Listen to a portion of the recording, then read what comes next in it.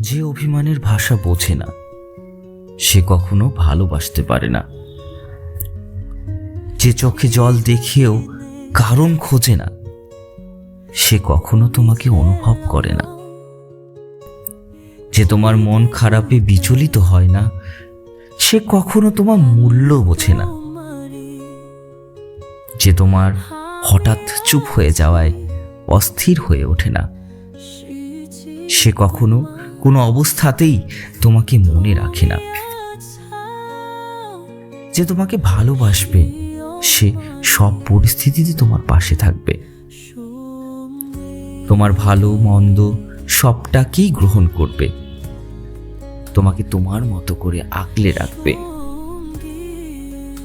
যে ভালোবাসে সে সব পরিস্থিতিতে পাশে থাকে। কলমে রুমা রানী ঘোষ, কণ্ঠে সৌরভ কুমার দাস।